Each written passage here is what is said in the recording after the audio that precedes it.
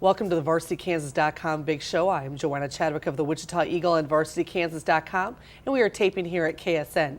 My guest today is Kevin Reed, the Collegiate boys golf coach. Thanks for being here, Coach. Thank you. It's good to be here. Thanks for inviting me. Well, I want to talk to you a little bit about your team and just talk to me a little bit about some of the players. I mean, you've been around this job for 25 years now, 1990. Right. It was your first year, and you've had 17 team championships. Looking at this team, how do they kind of stack up around the area?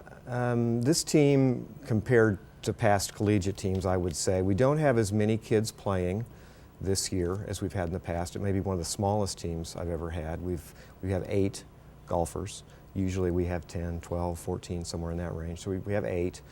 No seniors, which is unusual.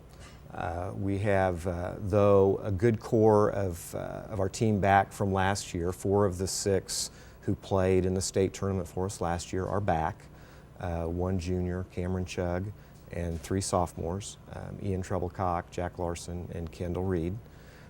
And then we have, right now, our 5th man is a junior, Evan Halsey, and then we have a freshman who's playing our 6th man right now, Peter Larson. So we're not quite as deep as we have been at times, but we're, I think, deep enough and solid enough that I think we're going to have a good chance to do well at the end of the year.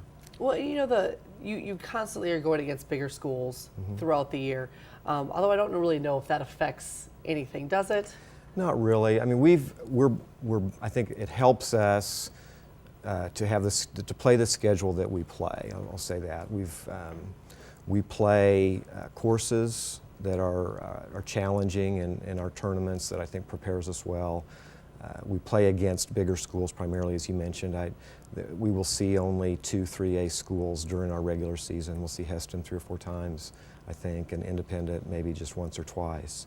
So we really don't get a feel for 3A competition during the season, but playing difficult courses, playing bigger schools, certainly prepares us well for where we hope to be at the end.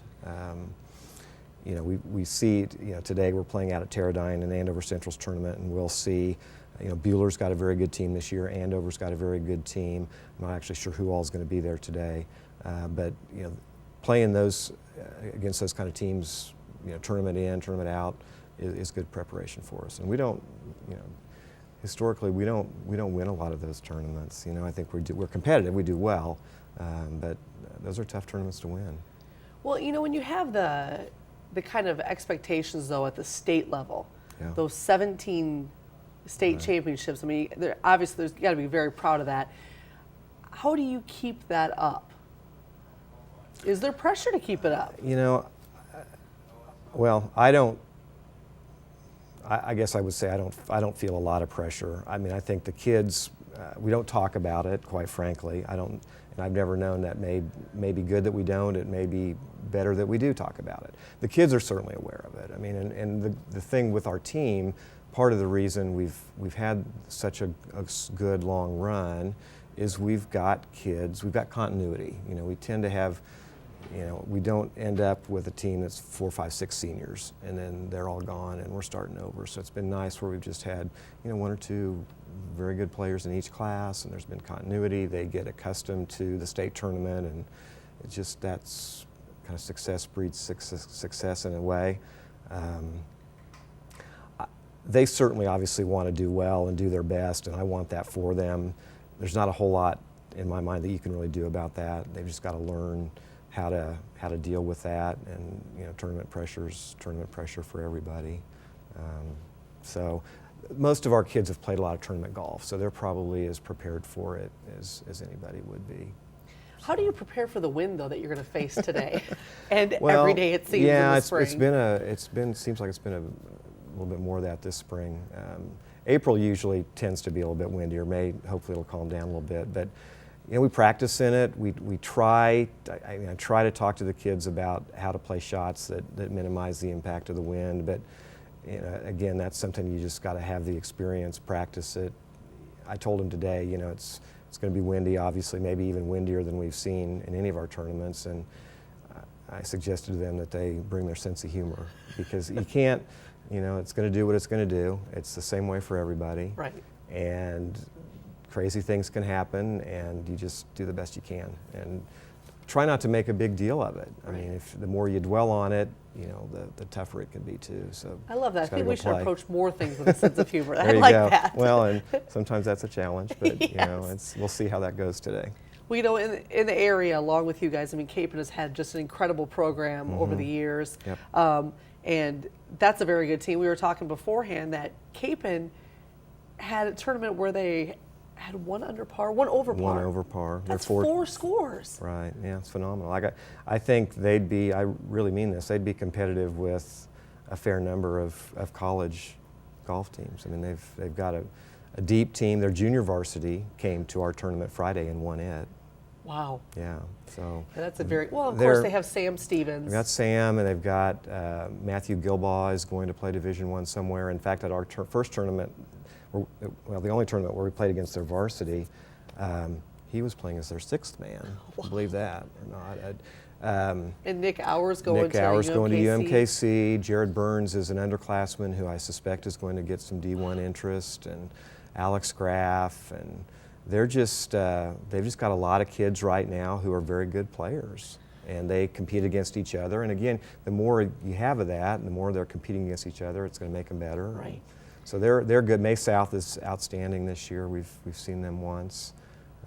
They've got a lot of good players too, and pretty young. And then Mays High with Cale Reynolds High. shoots a 63 Wow. on Friday. We wrote about Yeah. it for Sunday's Wichita Eagle. Phenomenal.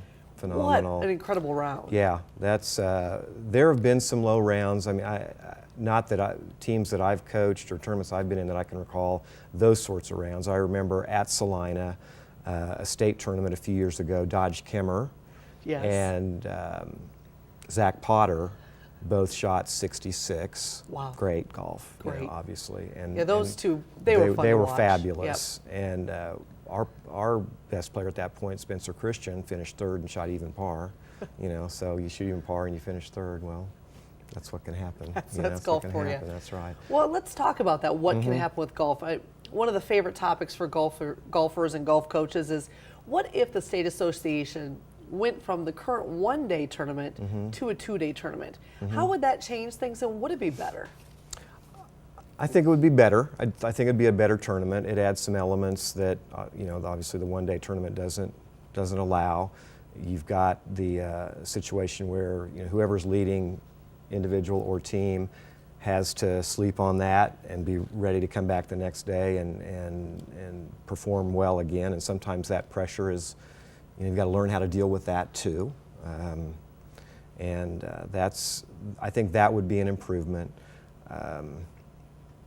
You know, I think most coaches are in favor of the 2 days. I think it's pretty typical. You look around, I know Oklahoma, Texas, the schools around us, the states around us have multi-day tournaments. In fact, I think some of the states may have 3-day tournaments. Wow.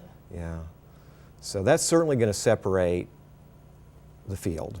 Yeah, because what we often see is we have that one kid who just comes out of the blue and shoots an incredible round, whereas that can kind of even itself out after 2 days. Absolutely. The more you play, the more I think the better players are going to ultimately, you know, rise to the top of the leaderboard. And you see that in professional golf sometimes. I mean, obviously they're all really, really good, and not a lot separates in them. But you see at major tournaments where you might have somebody leading the first round that doesn't have the experience and the ability to maintain that multiple days. So I think it'd be a good thing. I think it's going to be a challenge.